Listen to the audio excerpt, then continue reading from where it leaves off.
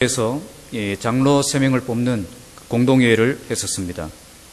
1차 투표에는 아무도 선출되지 않아서 배수 공천을 하여 6명의 후보를 가지고 2차 투표를 했습니다. 이런 식으로 2차 투표에 들어가면 대부분의 사람들은 1번에서 3번까지 표를 몰아주기도 합니다. 그래서 적어도 2명이나 1명 정도는 선출되는 것이 그 교회의 관례였습니다. 그래서 1차 투표에 가장 많은 표를 받아서 1등으로 후보에 오르신 분이 계셨는데 이분은 아마도 큰 기대를 가지고 있었던 것 같습니다. 그런데 2차 투표 개표를 해보니까 1등과 2등은 모두 떨어지고 3등이었던 그분이 3분의 1을 넘어서 장로로 피택이 된 것입니다. 이런 일이 일어나자 이분은 도무지 이 사실을 받아들일 수가 없다고 불만을 품기 시작하셨고 자기를 떨어뜨리기 위해서 악의적으로 표를 주지 않았다 하는 그런 생각을 계속해서 하게 되니까 이 교회를 사랑할 수가 없게 된 것입니다. 이런 생각이 깊어지자 그분은 결국 교회를 떠나셨고 지금까지도 교회를 다니고 있지 않습니다. 저는 이걸 보면서 공동회의를 하면 많은 분들이 이 마음에 큰 아픔과 상처를 받을 수 있겠다는 생각을 늘 하고 있었습니다. 정말 직분을 소중하게 여기고 또 직분을 사모하는 분일수록 더욱 그러합니다. 얼마나 마음에 큰 상심이 되셨으면 평생 지켜오셨던 그 신앙까지 이렇게 무너질 정도로 저렇게 아파할 수 있을까 그런 생각을 하니까 저도 마음이 많이 아팠습니다. 지난주에 우리 교회도 공동회의를 했고 또 예상치 못한 그런 결과 때문에 마음이 아프신 분들이 많이 계실 것입니다. 직분을 사모하고 또 하나님이 주신 그 직분을 받아서 사역하기를 원하시는 분일수록 더욱 그러할 것이라고 생각을 합니다. 주님의 다른 계획이 있을 것이라 믿고 실망하지 마시고 또 주님의 위로가 여러분들에게 함께 하셔서 또 다음 기회에는 꼭 열심히 하셔서 또 직분자로 선출되시고 또 주님의 몸된 교회를 위해서 충성된 삶을 살아가시는 우리 모든 성도들이 다 되시기를 주님의 이름으로 축복합니다. 공동회의 때문에 제가 지난 2주 동안 다른 본문을 가지고 말씀을 전했는데 다시 사도행전 1장 강해로 돌아가서 이전에 했던 말씀에 이어서 말씀을 전하겠습니다. 오늘 본문은 2단락으로 이루어지는데 전반부는 가룟 유다에 대한 이야기가 나오고 뒤에는 가룟 유다 대신에 사도로 선택된 마띠아에 대한 이야기가 나옵니다. 지난번에 저는 왜 가룟 유다가 버림받게 되었는가에 대해서 말씀을 전했습니다. 가룟 유다는 뛰어난 실력을 가진 자였지만 불의의 삭슬을 사랑해서 주님이 주신 직무를 버리고 딴 길로 갔기 때문에 버림을 받게 되었습니다. 그는 이 직무를 포기하고 딴 길로 가는 바람에 모든 축복 놓치고 황폐한 인생이 되었다는 사실을 말씀을 전했습니다. 이제 본문은 가룟 유다 대신에 마띠아가 선택되는 장면이 기록되어 있습니다. 마띠아는 별로 주목받는 그런 인물은 아니었지만 주님의 인정을 받아 사도로 선출되어서 12사도 중에 한 사람이 됩니다. 그는 왜 주님의 인정을 받아 사도로 선택되어서 처음에는 별로 뛰어나지 않았지만 결국 위대하게 쓰임받는 그런 일꾼이 될 수가 있었겠습니까? 오늘 본문에 보시면 베드로는 성령 강림을 기다리면서 새로운 사도를 세워야 한다고 도전합니다. 이때 교회는 어떤 기준을 가지고 새로운 사도를 세우고 있습니까? 베드로는 3가지 기준을 제시합니다. 첫째는 예수님과 항상 함께했던 사람, 둘째는 공동체 생활을 잘할 수 있는 사람, 셋째는 부활신앙을 분명하게 가진 사람입니다. 새로 선출된 사도는 예수님을 인격적으로 만난 경험이 있어야 되고 더불어 사역할 수 있는 사람이 되어야 되고 부활을 힘있게 증거할 수 있는 사람이 되어야 한다는 것입니다. 별로 뛰어나지 않았던 마띠아가 선택되어서 위대하게 쓰임받을 수 있었던 이유는 바로 그가 이런 조건을 가지고 있은 준비된 그런 일꾼이었기 때문이었습니다. 이 말씀을 통해서 부족하고 연약한 우리도 주님께 선택되어서 뛰어난 일꾼으로 쓰임받는 삶을 살 수 있다는 것을 보여주신 것입니다. 우리도 정말 예수님을 인격적으로 만난 사람이 되고 공동체 생활을 충실하게 하고 부활신앙을 분명하게 가진 사람이 되면 주님이 붙잡아 사용하시는 위대한 일꾼이 될 수 있다는 것을 보여주신 것입니다. 뛰어난 실력을 가지고 있다고 해서 쓰임받는 일꾼이 되는 것은 아닙니다. 부족해도 주님이 인정하시는 일꾼이 되면 놀랍게 쓰임받는 인생을 살아갈 수 있다는 것입니다.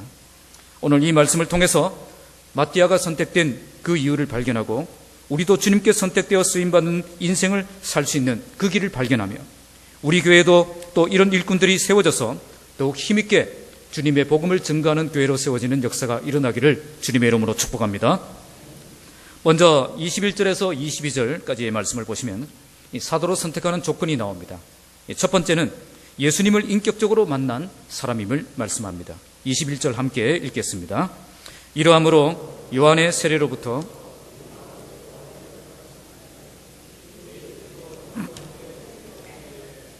사도로 선택되는 첫 번째 조건은 예수님과 항상 함께했던 사람 중 한 명이어야 한다는 것입니다. 여기에 요한의 세례로부터라는 말은 예수께서 이 요한의 세례를 받으심으로 공생애가 본격적으로 시작되었기 때문에 쓴 표현입니다. 우리 가운데서 올려지신 날까지, 이 말은 예수님께서 십자가에 죽으시고 부활하신 후에 승천하신 날을 가리키는 표현입니다. 그래서 이 말은 예수께서 사역을 시작하실 때부터 모든 사역 끝내시고 승천하신 날까지 모든 날을 의미하는 것입니다. 그런데 여기에 베드로는 우리 가운데 출입하실 때에 라고 말씀합니다. 여기 출입하신다, 이 말은 인격적인 관계가 형성된 사람들끼리 함께 일상생활을 한다는 그런 뜻을 가진 말입니다. 그러니까 새로 세워질 이 사도는 예수님과 함께 동고동락하면서 예수님의 삶을 보고 배운 사람이어야 한다는 것입니다. 예수님을 그냥 들어서 아는 정도가 아니라 예수님을 인격적으로 만난 사람이어야 한다는 것입니다. 그래서 예수님과 함께 동행하며 예수님의 삶을 보고 배워서 예수님을 닮은 사람이 되어야 한다는 것입니다. 바로 이것이 사도의 자격을 갖춘 첫 번째 조건이었습니다. 사도가 되려면 예수님을 제대로 만난 사람, 예수님을 제대로 배운 사람, 예수님을 제대로 아는 사람이어야 한다는 것입니다. 그래서 어떤 사람을 만나도 예수님에 대해서 분명하게 증거할 수 있는 그런 사람이 되어야 한다는 것입니다. 이렇게 예수님을 제대로 배우기 위해서 어떻게 해야 되겠습니까? 오늘 본문에 보시면 요한의 세례로부터 우리 가운데 올려지신 날까지, 이것은 예수께서 사역을 처음 시작하실 때부터 사역 마치시고 승천하실 때 그때까지를 의미하는 것입니다. 예수님의 시작부터 마지막까지 끝까지 그 자리를 떠나지 않고 지킨 사람, 그 사람이어야 한다는 것입니다. 오늘 마띠아가 왜 선택될 수 있었습니까? 그는 예수님을 만나기 위해, 예수님을 배우기 위해, 예수님을 닮기 위해 한 번도 예수님을 떠난 적이 없었다는 겁니다. 그는 예수님을 인격적으로 만났을 뿐 아니라 예수님을 더 알기 위해 은혜의 자리, 만남의 자리, 배움의 자리, 그 자리를 지켜왔다는 것이죠. 그래서 그는 예수님을 만난 사람이 될 수 있었고, 예수님을 배운 사람이 될 수 있었고, 예수님을 닮은 사람이 될 수 있었던 것입니다. 이처럼 하나님이 쓰시는 일꾼은 주님을 만나기 위해서 은혜의 보좌 앞에 나아가는 그 사람이며, 주님을 더 알기 위해서 그 은혜의 보좌를 떠나지 않고 지켜내는 사람입니다. 우리도 끝까지 주님께 붙들려 쓰임받는 일꾼이 되려면 주님을 인격적으로 만난 사람, 주님과 동행하며 주님을 배운 사람이 되어야 합니다.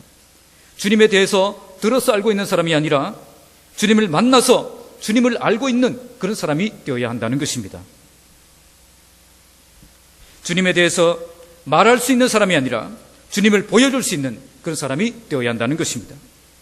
그러면 우리가 어떻게 인격적으로 예수님을 만날 수 있습니까? 어떤 분들은 신비한 영적 체험이 있어야 내가 주님을 만났다고 생각하는 분들이 있습니다. 음성이 들리든지 환상을 보든지 뭐 이렇게 천상의 세계로 올라가든지. 그러나 그것은 주님을 만나는 바른 방법이 아닙니다. 주님을 만나는 것은, 따라하겠습니다. 우리가 복음의 말씀을 들을 때에 성령께서 우리에게 믿음을 주셔서 주님을 구주로 믿고 영접할 때 만나는 것입니다. 주님을 만나는 바른 방법은 우리가 주님의 복음을 들을 때에 성령께서 우리에게 믿음을 주시고, 그때 우리가 예수님을 구주로 믿고 예수님을 구주로 영접할 때 우리는 예수님을 인격적으로 만나는 것입니다.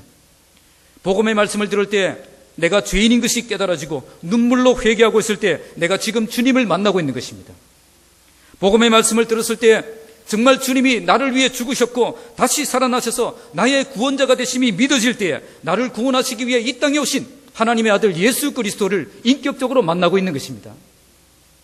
정말 주님 앞에 엎드려 내 죄를 고백하고 진정으로 회개한 적이 없는 사람은 주님을 인격적으로 만난 적이 없는 사람입니다. 정말 주님의 십자가가 그 은혜가 내 가슴을 때리고 주님의 부활이 믿어져서 내 마음을 열어서 주님을 구주로 영접한 적이 없는 사람은 주님을 인격적으로 만난 적이 없는 사람입니다. 계속 교회를 다니고 있었기 때문에, 계속 신앙생활을 해왔기 때문에 내가 구원받은 하나님의 자녀라고 생각하면 안 됩니다. 착각입니다. 정말 내가 성경에서 말씀하시는 바로 그 죄인이라는 그 사실을 내가 주님 앞에 자백하고 성경 말씀을 통해 십자가에 죽으시고 부활하신 그 예수님이 나의 구원자라는 그 사실을 믿고 그분을 나의 구주로 영접할 때 내가 주님을 인격적으로 만나는 것입니다. 이렇게 주님을 인격적으로 만난 그 사람은 내가 얼마나 엄청난 죄인인가를 아는 사람입니다. 그리고 이런 죄인을 위해서 하나님께서 얼마나 큰 은혜를 베풀어 주셨는가를 아는 사람입니다. 이처럼 하나님의 크신 사랑과 크신 은혜를 아는 그 사람이 주님을 위해서 내 인생을 드리는 헌신된 일꾼이 될 수가 있는 것입니다. 이렇게 주님을 인격적으로 만난 뒤에 예수님을 더 알기 위해서 그 은혜의 자리로 나아가야 됩니다. 오늘 사도의 조건으로 예수님의 처음부터 마지막까지 함께했던 사람을 제시했습니다. 이처럼 정말 주님께 선택된 일꾼이 되려면 주님을 처음부터 마지막까지 예수님에 대한 그 모든 것을 배우고 아는 사람이 되어야 한다는 것입니다. 정말 주님이 쓰시는 사람이 어떤 사람입니까? 정말 주님을 인격적으로 만나 참되게 거듭난 사람, 정말 주님 더 알기 위해서 날마다 은혜의 자리로 나아가는 그 사람입니다. 오늘 나는 정말 주님을 인격적으로 만난 사람인가? 정말 주님 더 알기 위해서 날마다 은혜의 보좌 앞으로 나아가는 사람인가? 점검해 보시기 바랍니다. 여러분 모두가 정말 주님을 인격적으로 만난 참된 하나님의 사람들이 되시기 바랍니다. 그러기 위해 정말 참되게 회개하고 참되게 복음을 믿는 사람이 되어야 됩니다. 그리고 주님을 더 알기 위해서 날마다 은혜의 자리를 놓치지 않고 주님과 동행하며 주님을 더 많이 배우고 정말 주님을 닮아가는 사람이 되어야 됩니다. 이처럼 주님을 인격적으로 만나 날마다 주님과 동행하며 주님을 닮아가는 삶을 살 때에 우리는 절대 주님을 떠날 수 없는 사람이 되고 주님이 끝까지 붙잡고 사용하시는 참된 일꾼이 될 수 있습니다. 이런 놀라운 은혜와 축복을 우리 모두 함께 누리시기를 주님의 이름으로 축복합니다. 자, 두 번째는 공동체 생활을 잘할 수 있는 사람입니다. 22절 함께 읽겠습니다. 항상 우리와 함께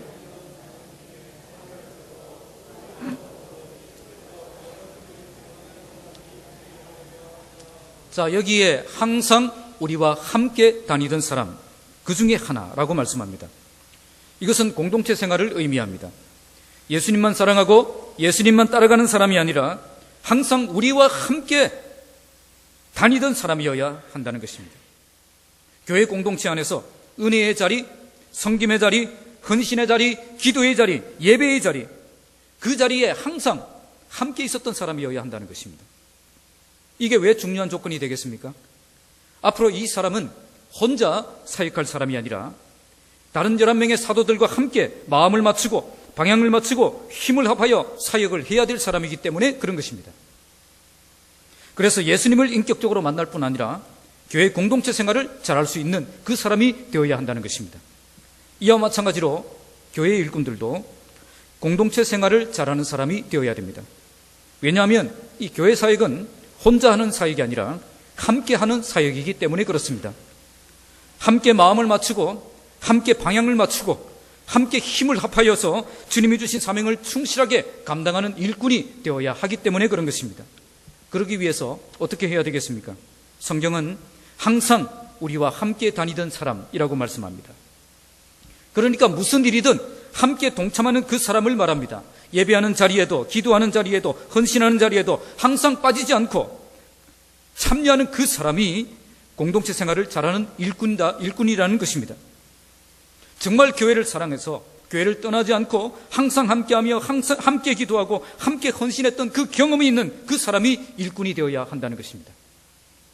함께 예배하며 함께 은혜 받고 함께 감격하는 그 경험이 있을 뿐 아니라 함께 고통을 이겨내고 함께 어려움을 극복해내고 함께 문제를 해결해 나간 그 경험이 있는 사람이 일꾼이 되어야 한다는 것입니다.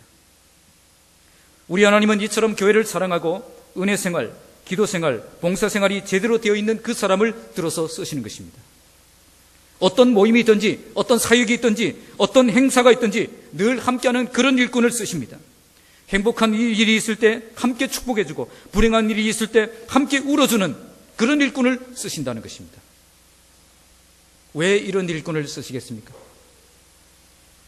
항상 함께 동참하는 삶을 살기 위해서 우리가 어떻게 해야 됩니까? 이런 삶은 내 시간을 포기하고 내 계획을 포기하고 심지어 내 사정도 내려놓아야 가능하기 때문에 그렇습니다. 항상 함께하는 사람이란 이처럼 자신을 희생하고 공동체를 위해서 눈물겨운 헌신의 삶을 살아온 사람을 의미하는 것입니다.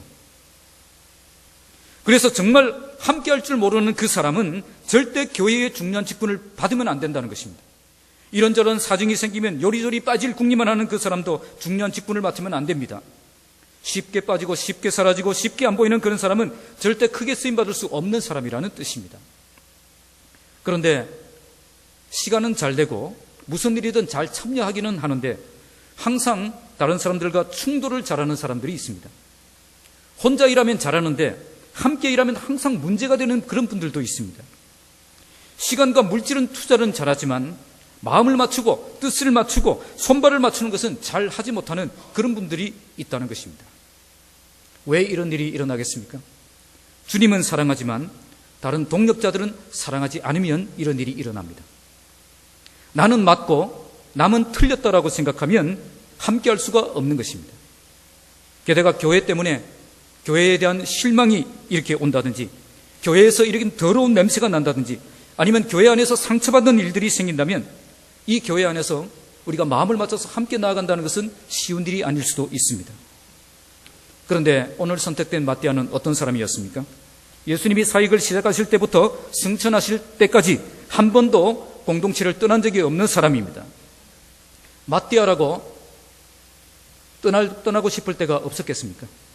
예수님이 곧 십자가에 죽으신다고 이야기하실 때 입만 열었다면 십자가에 죽는다고, 내가 조금 있으면 십자가에 달려 죽을 것이다, 대제사장과 사두개인들의 손에 팔려서 인자가 죽임을 당할 것이다, 그렇게 말하는데 또 12제자들은요 서로가 잘났다고 매일 싸우고 다투고 그런 모습들을 보면서 실망한 적이 없었겠습니까? 그러나 그는 한 번도 떠난 적이 없습니다. 항상 우리와 함께 다니던 그 자리를 지켜왔다는 거예요. 그래서 12사도의 그 자리에 당당하게 선택될 수 있었던 것입니다. 아무리 실망스러운 일이 있어도, 아무리 상처받는 일이 있어도, 아무리 이해되지 않는 그런 일들을 만나도 공동체를 떠나지 않고 동참하는 삶을 살아온 것입니다. 이렇게 함께할 줄 아는 사람이었기 때문에 그는 선택된 일꾼이 될 수가 있었던 것입니다.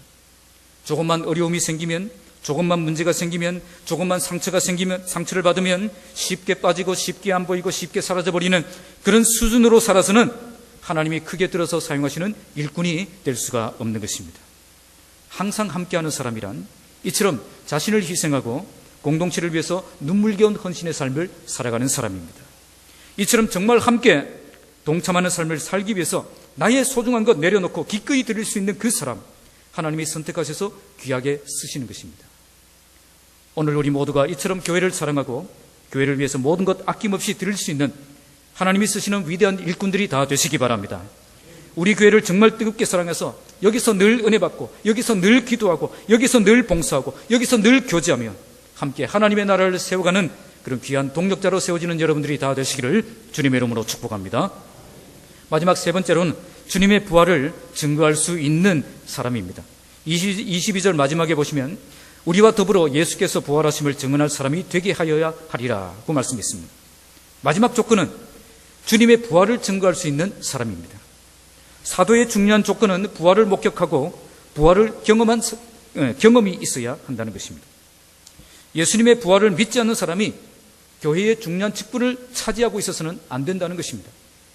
다른 건 좀 부족해도 부활신앙만큼은 분명히 가지고 있어야 한다는 것입니다. 부활신앙을 가지고 있는 것이 왜 중요할까요? 여기 증인이라는 이 말은 원문의 그 뜻은 순교자라는 말과 같은 뜻을 가지고 있습니다. 목숨을 걸고 증인이 된다는 거죠. 부활신앙이 확실할 때에 목숨을 걸고 주님의 증인의 길을 끝까지 걸어갈 수가 있다는 것입니다. 지금 사도들이 걸어가야 될 이 길이 바로 목숨 걸고 부활을 증거해야 될 그 길이기 때문에 그런 것입니다. 이 세상이 전부라고 생각하는 사람은 사명의 목숨을 걸지 않습니다. 예배 이후에 스케줄이 중요한 사람은 핸드폰을 끄지 않습니다. 예배에 목숨을 거는 사람은 핸드폰을 죽여놓고 예배를 드립니다. 제가 잘 쓰는 예화가 하나 있습니다. 아마 여러분 들으신 분들도 많이 계실 거예요. 여러분이 죽어서 하나님의 심판대 앞에 서게 되었습니다. 천국의 아름다운 모습과 지옥의 처참한 광경을 보면서 심판대 앞으로 걸어가고 있습니다. 멀리서 저 심판대 앞에 이렇게 심판대 앞에 서게 될 그 자리로 점점 다가가고 있을 때 이제 내 차례가 되어서 심판대 주님의 심판을 받게 되었습니다. 그런데 주님이 이렇게 말씀하십니다. 너는 지금 아직 올 때가 아닌데, 우리 하나님이 실수하시는 하나님이 아니신데 그때는 실수를 하셨는지 모르겠어요. 너는 지금 올 때가 아닌데 10년 뒤에 다시 오거라. 그렇게 말씀하시고는 내보내신 것입니다. 다시 살아났습니다.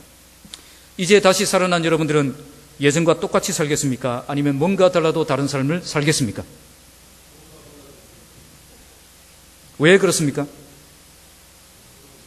왜 달라졌지요? 천국과 지옥이 있다는 사실을 지금 분명히 보았기 때문입니다. 더 이상 이 땅에서 나만을 위해서 사는 것은 아무 의미가 없다는 것을 이제는 알았기 때문에 그래요.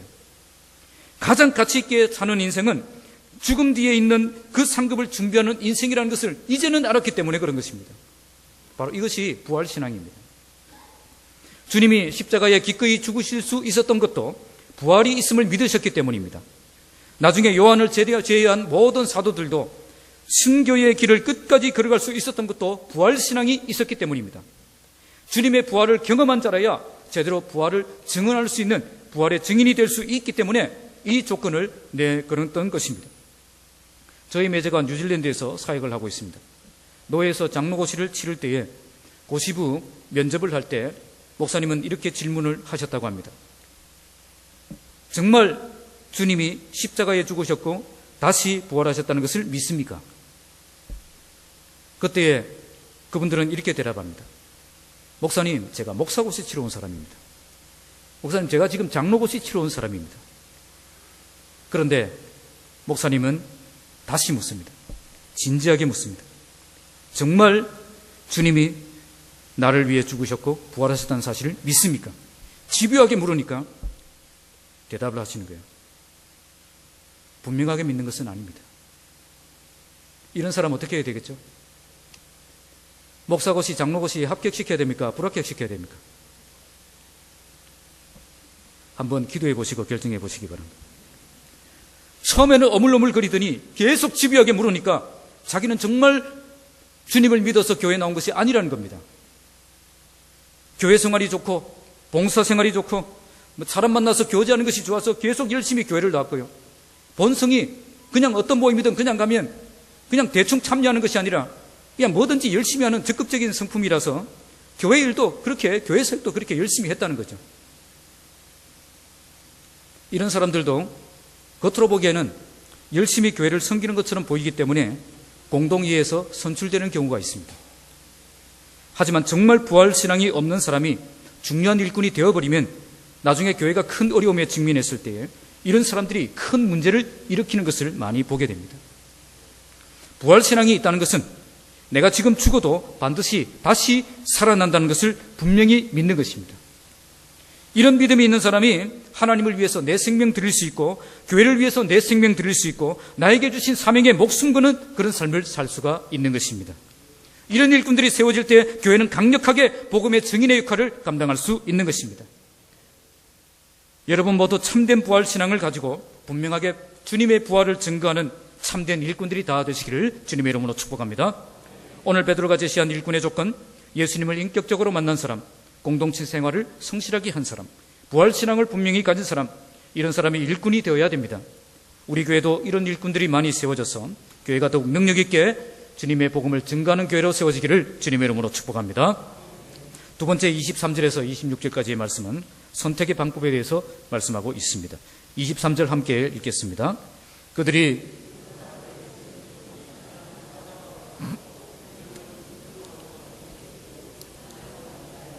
이 말을 듣고 사람들이 두 사람을 내세웠습니다.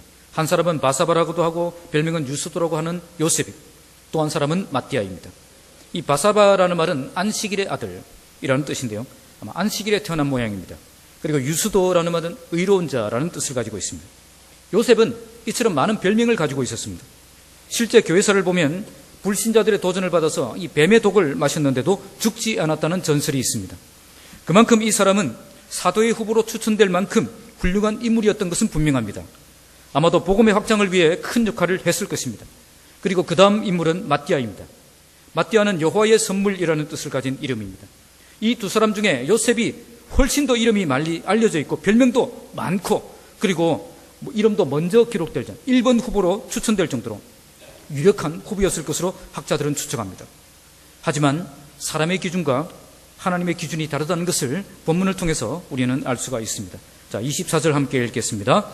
그들이 기도하여 이르되 주여 두 사람 중에 누가 주님께 택하신 바 되어. 이제 그들은 두 사람 중에 한 사람을 택할 때가 되었습니다. 이때 중요한 것은 기도하는 것입니다. 그들은 기도했습니다. 먼저 무사람의 마음을 아시는 주여라고 고백하죠. 인간들은 사람의 마음을 알지 못합니다. 겉으로 드러나는 모습만 보고 판단할 수밖에 없습니다. 그러나 우리 주님은 사람의 마음을 알고 있습니다. 지금 후보로 선택된 이 두 사람의 그 어떤 마음과 어떤 중심을 가지고 있는지 우리 주님은 다 알고 계신다는 겁니다. 그래서 누가 더 적합한 인물인가를 우리 주님이 가장 확실하게 알고 계신다는 것입니다. 그래서 주님께 기도하고 주님께 부탁하는 것입니다. 사람은 인간관계를 통해서 사람을 평가합니다.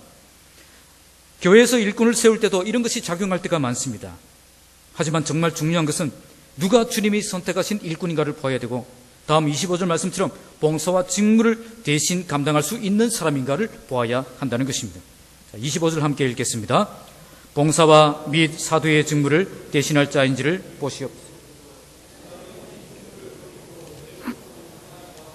아마도 그들이 생각할 때는 요셉이 더 적합한 인물로 생각되었을지도 모릅니다.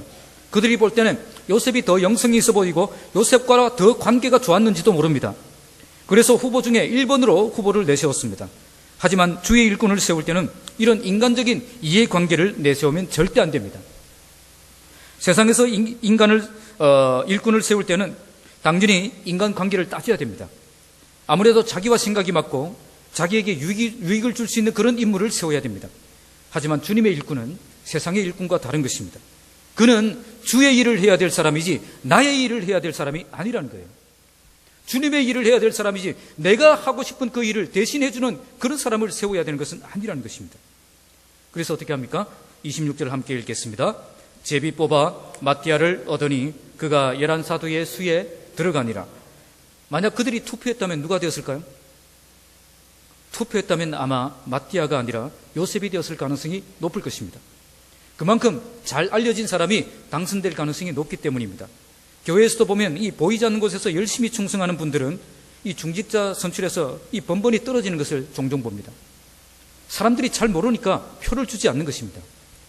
그래서 그들은 뭘 하죠? 제비를 뽑았습니다.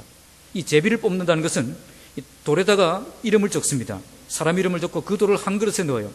그리고 흔들어서 이렇게 먼저 튀어나온 돌을 선택하는 것입니다. 이런 방법을 쓴 이유는 사람의 뜻이 중요한 것이 아니라 주님의 뜻이 더 중요하다는 것을 모두가 인정했기 때문입니다. 구약시대 때부터 제비뽑기는 하나님의 뜻을 묻는 그런 중요한 방법 중에 하나였습니다. 제비는 사람이 뽑으나 모든 일을 작정하기는 여호와께 달려있느니라. 잠언 16장 33절입니다. 물론 이 방법이 주님의 뜻을 묻는 중요한 방법이긴 하지만 지금도 이 방법으로 주님의 뜻을 묻는데 무조건 적용해야 되는 것은 아닙니다. 성경에서도 오늘 본문 이후에 제비를 뽑아서 주님의 뜻을 물었다는 내용은 더 이상 나오지 않습니다. 학자들은 예수님의 성천과 성령의 강림 이 사이에 공백기에 하나님의 뜻을 알기 위해서 임시적으로 사용한 방법이었다라고 해석합니다. 그 뒤에 사도들은 성령의 인도하심을 받아 기도하면서 모든 것을 결정하는 것을 볼 수가 있습니다. 우리가 적용해야 될 것은 인간적인 이해관계가 아닌 주님이 인정하시는 일꾼을 선출할 수 있어야 된다는 것입니다. 또한 그들이 마띠아가 선택되었을 때 아무도 반대하지 않았습니다. 그들은 비록 요셉을 더 좋아했지만 주님의 뜻이라면 이 마띠아를 받아들일 자세가 되어 있었던 것입니다. 공동회의를 해보면 생각했던 인물이 떨어지고 의외의 인물이 선출되는 경우가 종종 있습니다. 이럴 때 많은 분들이 상처를 받기도 하고 인정할 수 없어서 교회를 떠나기도 하고 또 상처를 많이 받아서 영적 침체 가운데 빠지는 분들도 있습니다. 정말 중요한 것은 내가 원하는 일꾼이 아니라 주님이 원하는 일꾼이 세워지는 것입니다. 우리 교회도 앞으로 이제 공동예를 이제 하게 될 거고 많은 일꾼들을 또 세우게 될 것입니다.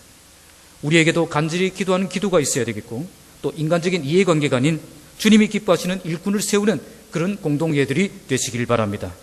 이로 인해서 교회에 시험되는 일이 없고 더욱 건강하고 든든하게 세워져가는 역사가 계속해서 일어나는 우리 교회가 되기를 주님의 이름으로 축복합니다. 말씀을 맺겠습니다. 오늘 본문은 하나님께서 어떤 인물을 선택하셔서 사용하시는가를 잘 보여줍니다. 오늘 본문에 3가지 조건이 나옵니다. 첫째는 예수님을 인격적으로 만난 사람, 둘째는 공동체 생활을 충실하게 해낸 사람, 셋째는 부활신앙을 분명하게 가진 사람이라고 말씀합니다. 우리 모두 예수님을 인격적으로 만나 참된 하나님의 백성들이 다 되시기 바랍니다. 그러기 위해 참되게 회개하고 참되게 복음을 믿는 여러분들이 되시기 바랍니다. 그리고 더욱 주님 알아가기 위해서 날마다 은혜의 자리 놓치지 않고 주님과 동행하는 삶을 살며 주님께 더 많이 배우고 주님을 더 닮아가는 그런 참된 일꾼들이 다 되시기를 바랍니다. 두 번째로 공동체 생활을 충실하게 해내는 일꾼들이 되시기 바랍니다. 혼자 사역하는 일꾼이 아니라 함께 일할 줄 아는 일꾼이 되시기 바랍니다. 그러기 위해 어떤 일을 만나도 절대 공동체를 떠나지 않고 함께 기도하고 함께 은혜 받고 함께 봉사하며 함께 건강한 교회를 세우는 그런 일꾼들이 되시기 바랍니다. 마지막으로 부활신앙을 분명하게 가진 일꾼들이 되시기 바랍니다. 아멘 소리가 점점 약해지고 있습니다. 부활신앙이 없는 사람은 절대 하나님이 귀하게 쓰시는 일꾼이 될 수가 없습니다. 내가 지금 죽어도 반드시 다시 살아난다는 그 사실을 믿는 부활신앙을 가지고 나에게 주신 사명에 목숨을 거는 그런 참된 일꾼들이 다 되시길 바랍니다. 그리고 일꾼을 세우는 과정에서 인간적인 이해관계가 아닌 주님이 기뻐하시는 일꾼을 세우고 그 어떤 결과가 나오든지 정말 주님의 뜻으로 받아들이고 시험되는 일이 없는 우리 교회가 되어야 할 것입니다. 우리 교회를 통해서 참된 일꾼들이 세워지고 계속해서 능력 가운데 든든히 세워지는 역사가 끊임없이 일어나는 그런 복된 교회가 되기를 주님의 이름으로 축복합니다. 기도하겠습니다. 하나님 아버지,